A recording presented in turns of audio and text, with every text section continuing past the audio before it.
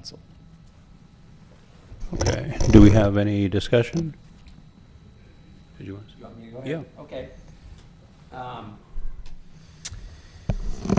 First of all, I want to thank my colleagues for wanting my input and learning how to give input. Once you're sworn in, you're under the Brown Act, and that takes a little getting used to. So the committee had been set. I mentioned one council meeting that I wanted to be involved in this, but I couldn't really be part of the committee because you can't have more than two city council members speaking together.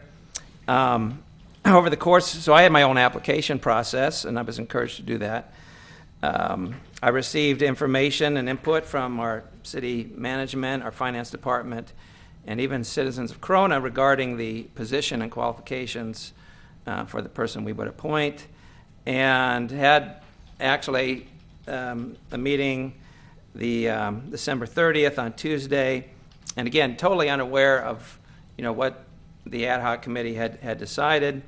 I had a list of questions which were in many ways very similar to the ad hoc committee. My last one was on the city's Facebook page of the last two city treasurers, whose profile picture do you like best?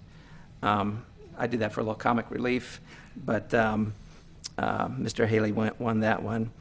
But I had the files laid before me, and I had Sharon's file, and Aaron's, and Henry's, and Dave's, and Solomon's. And, all five people were very qualified. They all had the capability for the office and would do a good job. And my thinking was, how am I going to choose between five good people? Now, since this is an elected office, there's different considerations than just an employee position. And my mind went to the voters. What would they want? And why did they vote for me? And why did they vote for Dick? And why did they vote for Karen? And what do we have in common? And that led me to some conclusions. First of all, we are all small business owners. And we even touted that when we ran. We're not employees of a government agency. And the people have chosen a treasurer over the past, how many years? 2 decades, who are outsiders to local government. I think this is a very important consideration for the office. Appointing a government employee of one agency to be the fiscal agent for another government agency, I'm just not sure what that actually accomplishes. Really, we could do that ourselves. Just appoint someone from the finance department and save ourselves $22,000 a year. In other words, a businessman is a more neutral position, and this is part of my thinking. Of course, obvious considerations are reputation for honesty and integrity, and every candidate, of course, has those qualities, but that's where I felt like Saul Shapiro has a very well-known reputation in our community. He's been active in the business community. He's worked for 30 years in sales and sales training and management. He's been a real estate investor, property manager. He's worked at the Registrar of Voters for 26 years, ambassador for the Chamber of Commerce. He's done marketing, coaching, lecturing, sales, management, customer service, and many things he's involved with. The Chamber of Commerce, the Corona Rotary United Way, the Beth Shalom congregation, the founder of Lighten Up, and a diversity of business and volunteer experience that really has secured him a reputation of integrity and honesty in our community. But a third criteria, as some of you know, the office is largely ceremonial. And what you need more than anything else is an ability to connect with people, to engage and sympathize. You're representing the cash reserves, but it does take a warm heart. And this is, in my mind, where Saul won hands down.